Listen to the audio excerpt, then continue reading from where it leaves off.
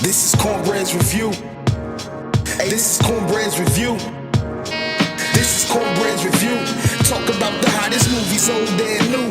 Cinema breakdown, grasping the truth. No acting, I leave that for the cast and the crew. The capture the cool, not theatrical goose. So you better be direct or you have to produce something to break in like last minute news and keep quiet when the real boy Matt and they rules. Woo. Yo, welcome back for another episode of Cornbread Movie Review. Hey, he's back. He pulled me out the dungeon. He's back. I'm back. Hey, I'm back. We got to get to work. Hey, whoa, be nice to that. Hold on. What's going on? Disrespect.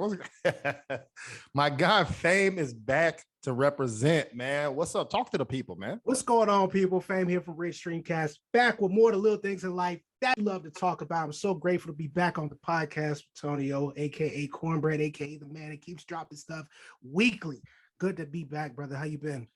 I'm good, man. I appreciate you blessing the Cornbread Movie Review, man. We are back. We here with another Cornbread Movie Review, man. To the people out there, make sure you follow me, Cornbread 1016, and on TikTok, Cornbread Movie Review. Obviously, Red Streamcast, man. You ready to get started, man? Oh, I'm ready. I've been ready. I've been ready for this since I stepped out the theater. I've been okay. Ready. All right. It's hot off the presses for the listeners out there. Today, we are going to do the review on Thor, Love and Thunder. Ladies and gentlemen, it is out in theaters. It's PG-13 as well.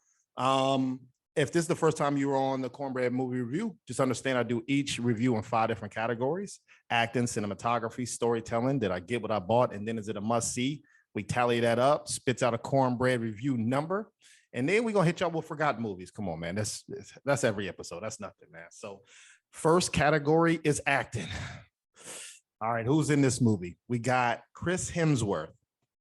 Now, the only kudos really I'm going to give to him is he's the first Marvel character to have 4 solo movies, which has never been done, right? If you think about the Spider-Mans, you think about the Iron Mans, even Captain America, all of them, nobody did 4 solo movies. So shout out to him. And I think the 5th one is in the works too. So he found a nice little bag over there that he can constantly get his, get his chips, man. So once again, he plays Thor. Another person in this movie is Natalie Portman, man. She comes back. She plays Jane Foster. She has a situation, which we'll get into in storytelling and other things, but she had to play dual roles of being, let's say, weak or vulnerable, but then being strong and powerful and uplifting too. So I think she mastered those 2 little realms of being this character over here, and then in another meta world, she's a different character. So I really appreciate that. And then one of the other characters is Christian Bale, man. He played 2 characters too. He played a peasant, basically, but then he played what's his name? Gore the God Butcher. Yeah. Gore the God Butcher. He was focused on, revenge in this movie, man. That hey, they didn't like me first, so I'm gonna get rid of all of them, man. So nice little cast too. So what do you think about acting in this category? I think that first off, I do got to give props to Chris Hemsworth for being able to do a Thor movie for the first time without Tom Hiddleston to work off of, without Loki. First Thor movie without Loki. Spoilers, by the way, guys. So just yeah, heads up. It is. But first Thor movie without Loki. So I do got to give him props. Definitely give props where it's due. I loved Natalie Portman. Natalie Portman to me was the best part of the movie. I love Natalie Portman. I thought her coming back into the Thor franchise and just picking up where she left off and then some. And then on top of that, Christian Bale. I love Christian Bale. While I got to see him, we'll get more into that in the story, but I love Christian Bale when I was able to see him. Right. You had Taika Waititi, who I felt there was a little too much of Taika Waititi in the movie. Then we also had Tessa Thompson, who I felt a little out of place, just when it comes to her presence in the movie. When she was there, it was good, but it was just kind of like she was like a third or fourth wheel. Yeah, it's like, what are we doing with Valkyrie? What are we really doing here? And it felt like we didn't really leave much room to leave an open imagination with it. But I would say the strongest actors that stood out and acting that stood out within the movie is hands down Natalie Portman. Hands down Natalie Portman. I agree. And her chemistry with Chris Hemsworth. I think Natalie Portman and Christian Bale really saved the acting category for me. You know, Chris Hemsworth, he doesn't. This ain't his style of movie where it's a let's see your range. You know what I'm saying? Oh, this one's gonna be serious. He's a jokester every Thor movie, even though he has to be confident. But it's like, I'll get out of every situation, you know. So it's more nonchalant acting to me. So for this category, I'm gonna rate it a 3.5 out of 5. Like I said, I think it would have been worse if those characters didn't step up to the plate in which they did, man. What do you rate this category, fam? I try to chalk up some of Thor's humor just to the fact that he's over 1,000 years old. So the man has seen and literally done everything. So it's like, after a while, a lot of things is going to be kind of comical to you. And it's like, I don't really care. And I mean, I did like Chris Pratt's line where he said, I'd rather you feel shitty than you feel nothing at all. Right. I thought that was a really good line and probably one of the best lines that stood out within the movie. But aside from that, I mean, just kind of piggybacking off what you said, just between him and Natalie Portman, this movie wouldn't have stood. So I got to give it a 3 out of 5. I like it, man. Next category is cinematography. I'll let you go first in this category, but for the listeners out there, this movie is an hour and about 50 minutes.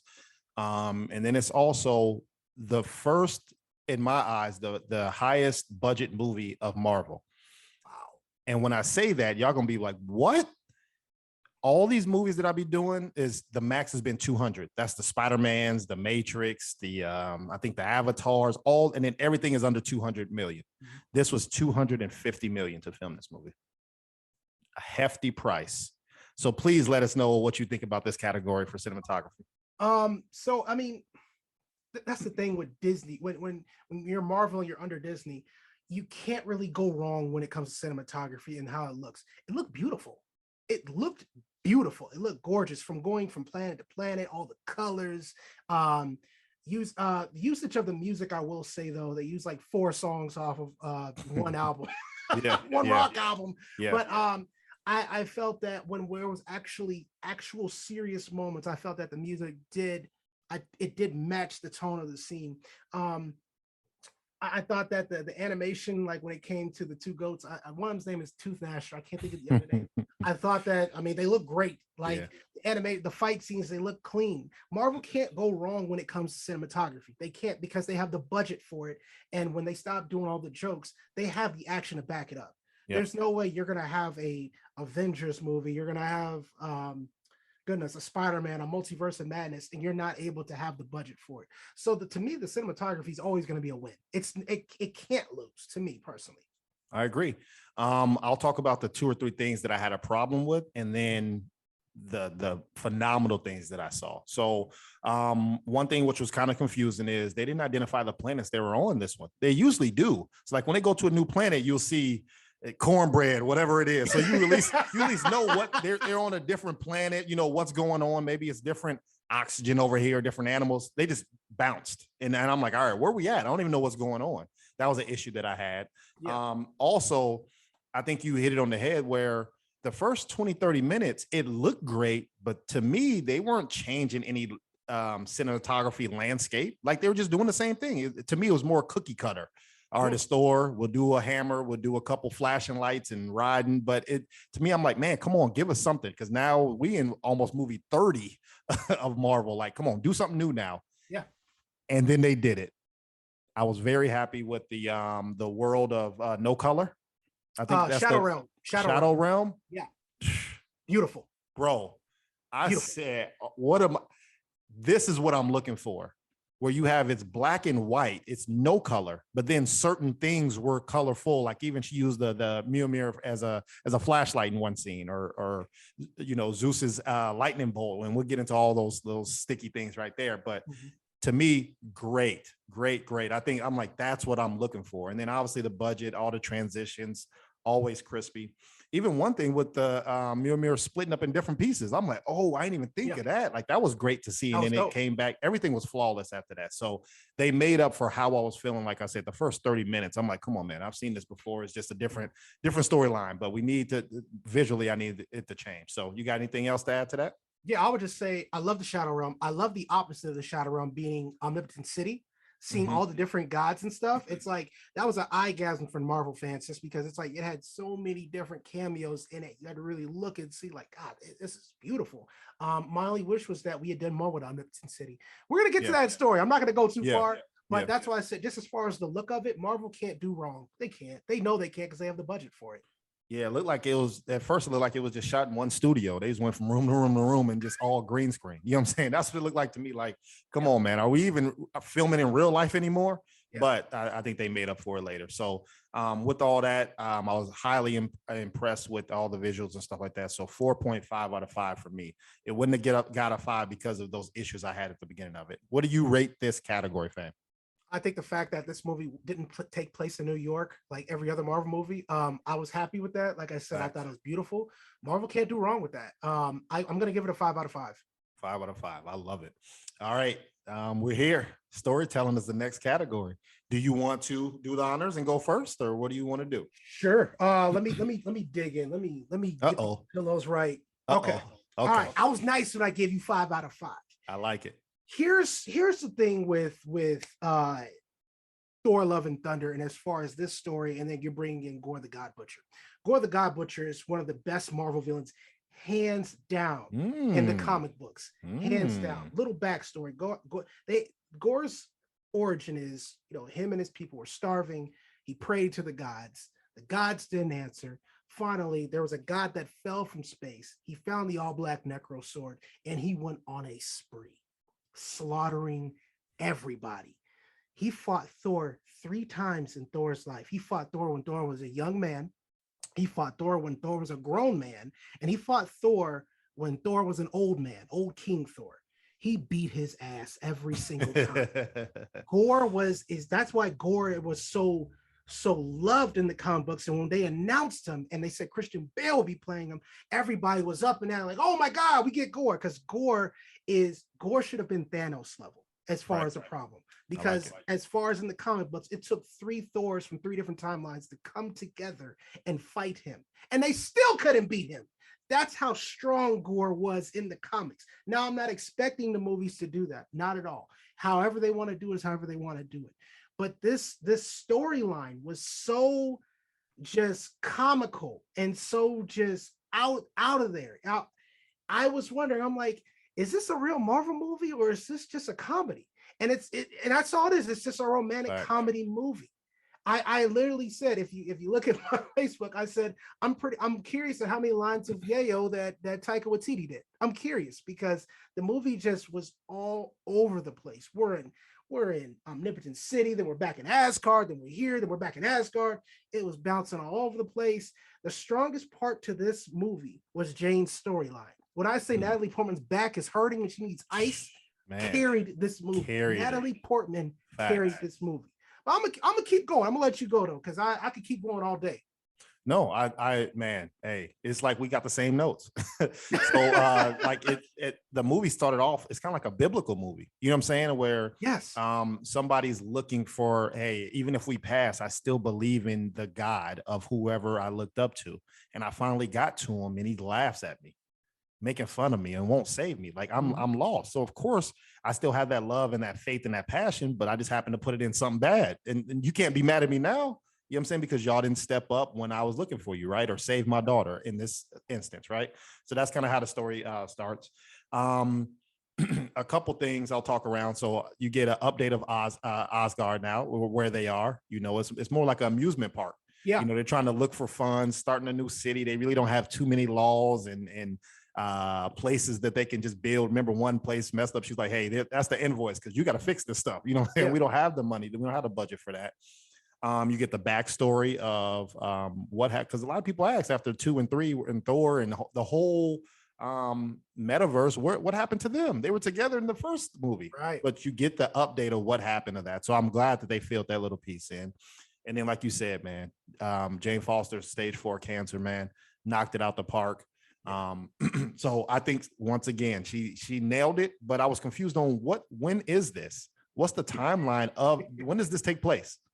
Are we after Doctor Strange? Are we before this happened? Are we at Spider-Man? Where are we at in this? Because they didn't give any pre-indicators or anything. It's just kind of like after Thanos. That's the only, because he was with Guardians of the Galaxy. So you can continue, man. Yeah, no, man. I mean, you're fantastic. Look, everything you were saying, just continuing off of what you were saying. Like one of the things me and my team, shout out to Rich Streamcast, that we talked about was this movie felt like a filler movie. it felt like it's not leading into really anything.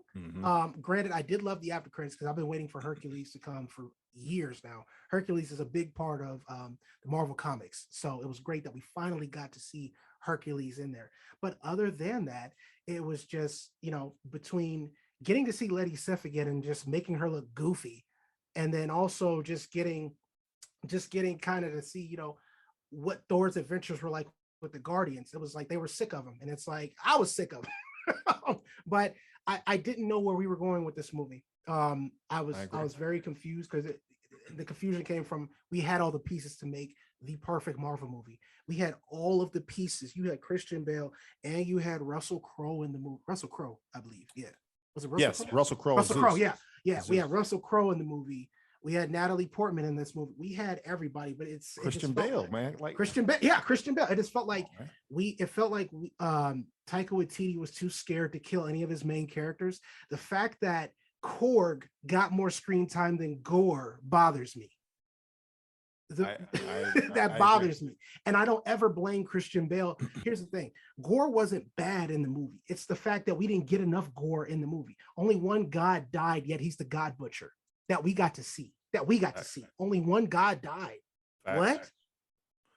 So I had two major issues with this.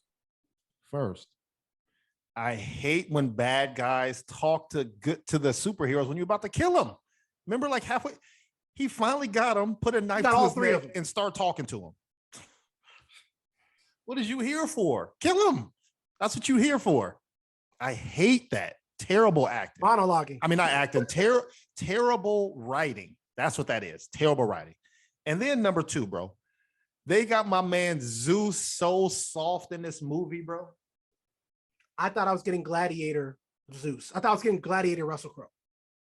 This is Zeus, God of gods. He out there playing games. Like, come on, bro. I don't like that. I don't like they did my man Zeus disrespectful. So hopefully he redeems that in future movies. So for this category, storytelling, storytelling, I was close between 3 and 3.5. I gave it a 3.5 just because, once again, Natalie Portman, man, she saved this movie for me in her storyline, because I know a lot of people are going through things like this, and she even sacrificed herself, at the end. Like, I already know what this is going to do to me, but it's for the bigger cause. So 3.5 out of 5 storytelling for me. Fame, what you got?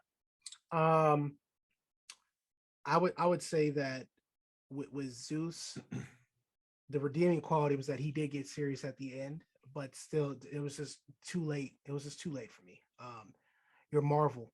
This is your fourth Thor movie in, and you thought that you could just skate by and thought that it would be okay. You're getting a 1 out of 5 for me. Oh, I like it. Talk nice. Come on, man. Like, I'm not giving you're getting the 1 because of Natalie Portman. Yeah, facts. I love it, bro.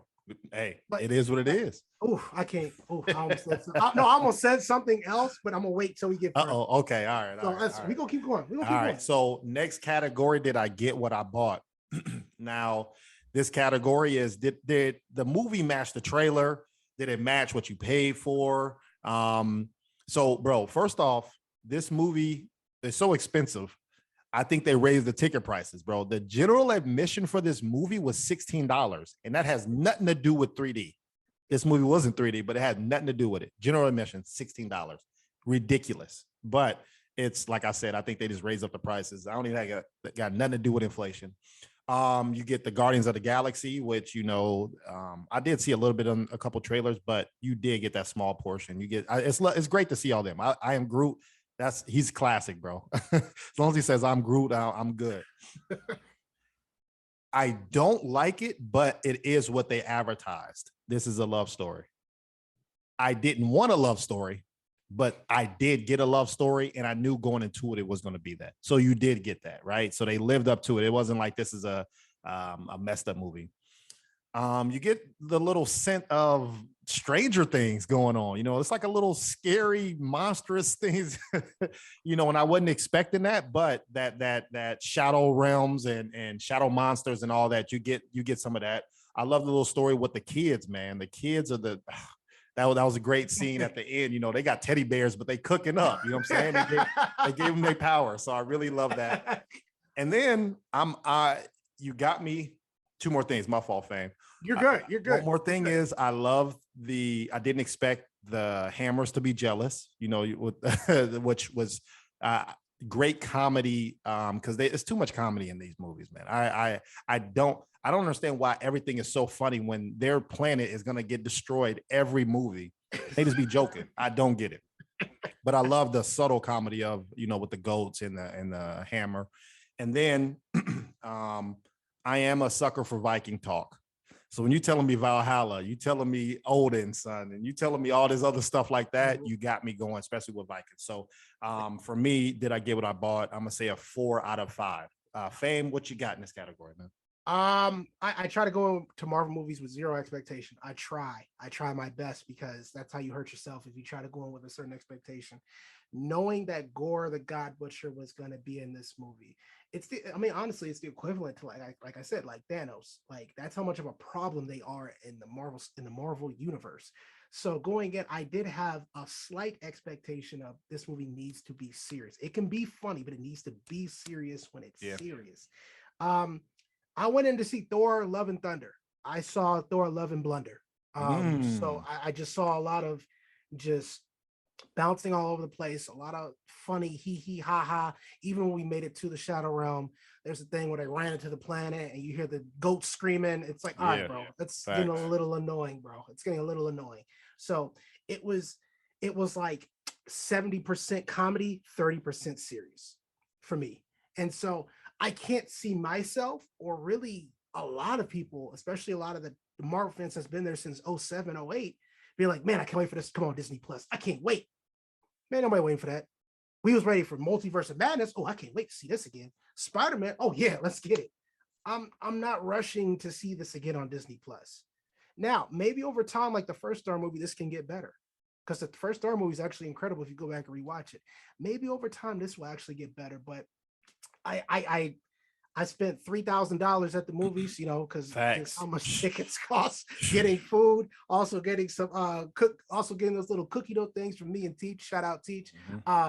But at the end, I was just left whelmed. I was underwhelmed, actually. I wasn't left like, oh man, this is incredible. I can't wait for that. I was left wondering, like, where are we going, and what did I just watch? So I usually like to take a day before I actually process everything, but I was definitely underwhelmed. Once again, you're getting a 1 out of 5. 1 out of 5 from Fame. This is the 4th sequel, man. This is not the second movie. This is not like, well, they're just trying something new. This is your 4th movie, and your umpteenth time playing Thor, having Thor in your movies. You get no room. You get no slack, bro. No. Who's your favorite Marvel character? Or at least 2 in the cinematic universe? Yep, give me 2. Definitely Captain America. Captain America, hands down. And oh man, it might be, I'm trying to think. I really liked Hawkeye. God, Hawkeye. Okay. Yes, absolutely. Sorry. So I had to think about that one. So Captain America, Hawkeye. My 2 are Hulk and Wolverine. Okay. Now, if this is a Hulk movie or if this is a Hulk movie or a Wolverine movie, I would feel the exact same way that you do. Yeah. Because I do have an issue with all the playing around and joking. But since, like you said, it's low expectations for me with Thor, I gave it a little bit higher because I didn't expect it. I'm like, all right, I got Thor, I got hammers, I got all this. Hey, it is what it is, you know. So I do feel your sentiment, man. So last category, is it a must see? For the people out there, hey, well, based off of what you y'all already know I'm about to go. Yeah, hey, cook it. Hey, that's why we're here, man. For me, I think it was a lot of cameos, which I really enjoyed. You know, it's always a couple cameos from the couple Thors, but they added even more in there. So I really appreciate that. There's 2 end credits, so don't stand up. There's one, and then there's another one. So make sure you stay the whole time. And then it's Marvel, man. even though how painful it is, where you might not want to watch it, if you miss it, it feels like you're gonna miss out on the future movies. You know what I'm saying? So you always got to see how this fits into the puzzle, man. So is it a must see? I said a 3.5 out of 5. Fame, go ahead. Like we stated earlier, this movie's a filler movie. So you stay after the credits. It's like, yeah, you're seeing something. It's like, okay, cool. It's not leading to anything though. It's not leading to anything. And as far as God, I can't wait. I gotta go see Thor. For what? I mean, if you're into romantic comedies, like cool, go see it. 100% go see it. It's a fun time for that. It's a fun time if you're trying to take your young little child or whatever. But as far as this rich universe that was created back in 07 and just has expanded and exploded, it's tough, man. Like I said, in Infinity War Endgame, they set the bar like high. So it's like every Marvel movie, every Marvel TV show has to compare to that. Sorry, it does. Agree. So it's like that and Winter Soldier. Man, yeah, facts. Winter Soldier. So it's like, bro, between those type of movies, it's like, bro, what am I going to go see this movie for? Like, for me, it's not a must see. You could skip it. You can completely skip it. Just like for me, you could skip Miss Marvel. Oh, shots fired. Just like you could skip Miss Marvel, and you'd be perfectly fine. Did I miss anything? No, not really. No, you didn't miss nothing. You didn't miss anything. So no, for me, it's getting a 1 out of 5. Okay. You didn't miss nothing. Tally it up, man. For me, overall, it just barely made it. It was on the cusp of getting a 3.5, but it barely made it. It got a 4 out of 5 from Cornbread Movie Review. Fame, what are you giving Thor Love and Thunder, man? Thor Love and Blunder gets a 2 out of 5. Ooh. A 2 out of 5. Talk to I fight for every movie, but that's how genuinely disappointed I was in the direction that Taika Waititi did. And there's a lot of talks I've had with my team about his direction and what he was doing and the decisions that he made and why he probably made those decisions. But it wasn't good, man. But the thing is, I don't need to beat this movie up because I know the critics are already going to beat the mess out of this movie. So it's all good. They will. Like I said, just because of the categories, it barely made it for me, man. Yeah, for real. So check out the 2022 movie reviews. I'm running through this thing. Like I said, I'm dropping episodes every week, and I'm not gonna leave y'all without a forgotten movie, man. This is a movie that you probably forgot about, never heard of, or you've seen it a long time ago, but you need to double back and watch it. So you, as my guest, do you want to go first on your forgotten movie, or would you like me to go? Yeah, so a movie that actually came out this year, 2022. I thought I'd bring it in just because I knew I was going to come in beating the mess out of Thor, but I think you'll like Thor over this movie I'm bringing up. I think the forgotten movie I bring in is Firestarter. Right. So, okay. So if you've seen Firestarter, Firestarter is about a young couple. They were both like they both had psychic abilities, and pretty much they end up escaping this lab. They end up having a child, a little girl, and the little girl ends up having pyrokinetic abilities, meaning she can light stuff on fire with her brain. Sounds cool, right? I thought we were gonna get like a Brightburn type of movie. Right. Instead, it was very like a knockoff X-Men or something like that. Yeah, it was very, very bland, very clunky. It stars Zac Efron. You got Sydney Lemon, and the little girl is Ryan Armstrong. So they're the 3 main people you see in the movie. If you're looking for something, if you want to appreciate Thor, watch Firestarter. Firestarter, I love it. Yeah, Firestarter is very, very boring, to say the least. When there is action in it, it's mediocre, but I thought it'd be fun to bring it up because it's like, you know what, there is movies that are worse than Thor. So I like it. The reverse forgotten movie. The reverse forgotten. There you go. The forgetful movie. That's what it is. I love it. For me, man, this movie came out in 2005. This is one of those movies I remember where I was when I watched it, and I'm like, I can't even believe like this movie is so phenomenal. I don't even want to move. Like I want to watch it again. And this movie is Wedding Crashers, bro. Wedding Crashers has Vince Vaughn in it, Owen Wilson. Come on, plenty quotables, the Stage 5 clinger, all those and then the characters in these movies was crazy. You know, they all did their own thing, you know, outside of this movie. So Wedding Crasher, make sure y'all go back and watch that. Fireburn, Thor. Firestarter. I'm sorry. I'm thinking of what's the other movie? The with the kid. Lightburn. What's it? When he's a Brightburn. superhero. You're thinking of Brightburn. Brightburn. Yeah. That's what I'm thinking Yeah. of. That was pretty solid. I thought it was gonna be worse than what it was, but it was okay. Brightburn was pretty decent. Yeah. Yeah, it was decent. It wasn't bad. Put it that way. To me, it was like, all right, I'm not mad I watched it. So make sure you subscribe to Cornbread Movie Review, Cornbread 1016. Fame, please say your socials again for everybody to follow you, man. Yes, sir. So you can find us on Ridge Streamcast on Instagram, and you can find us on YouTube at Ridge Streamcast as well. You can always find me on Instagram building Gunpla models, aka Gundam models. I'm a huge Gunpla person, Gundam person, whatever you want to call it. I love anime. Find me at Uncle_B3N_90. So it's Uncle Ben 90, just with the little 3 and 9. You know, I got to do that. So that's where you can find me at. Okay, and then I need you back for one more movie, man. It's coming up in a couple weeks. I know we talked about it, so I ain't gonna tell the listeners out there. You'll see him again, man. So we appreciate y'all. Make sure y'all hit that subscription button, hit the notification on all, get all my content, get all of their content. Ridge Streamcast, I appreciate y'all again. Any last words, Fame? Hey, man, I just appreciate y'all. Make sure you guys make sure to log in and subscribe to Cornbread. Subscribe to us if you're looking for easy XP. And as always, guys, it's always a pleasure. Thank you. Thank you, man. How about y'all next week? Peace.